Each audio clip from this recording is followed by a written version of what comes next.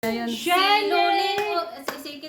Lolita o Si ito Baning. si Lolita at saka si Baning. Si Baning. Si Lolita at saka si Baning po Dali, ito, dali, dali, silang dali, dalawa. dali, Ito po yung lahi po namin. Buti hindi naging triplets kasi lahi po namin is triplets.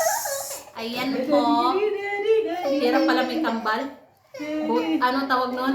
Lahi po talaga namin, ano tawag nito, kambalan. Na, ako din, nakunan din ako ng kambal. Iyan. Pero sa ano tawag nito, sa magkakapatid, meron pa rin talaga. Kasi lahi po talaga namin kambalan. Ayan, triplets pa nga eh.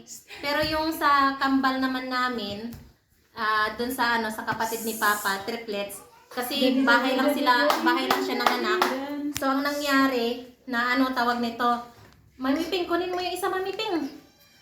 Ano, nangyari dun sa isang kambal kasi sa bahay, kaya buti ngayon sa ospital na talaga mga nganak.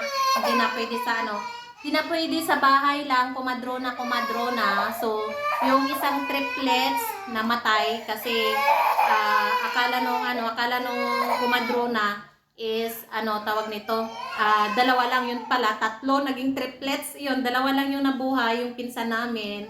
So, ngayon, ito, kami din meron. It's a girl, dalawang girl lalo. Ayan, tawag nito. Si ano nga pala, si Ginny at saka si Sheeny.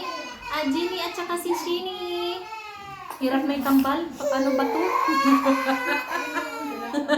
Paano tawag nun? Hirap, ano tawag nito? Pagkasabay umiyak, tapos pag ikaw lang mag-isa, naku, ang hirap! Diyos ko pa!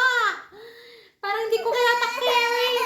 Yung nakunan ako sa ano sa kambal, pagkagabi noon na naginip ako ng ano ng kambal, lalaki at babae, tapos ang lulusog nila, tapos ano tawag nito, pati ako umiyak na din daw kasi hindi ko alam kung sinong unahin ko sa kanilang dalawa eh. Bye bye po. Yan na po yung ano namin. Si Jinjin, si Lolita, ito naman si Baningning. Yan. Si Ginny at saka si Sheeny. Bye-bye.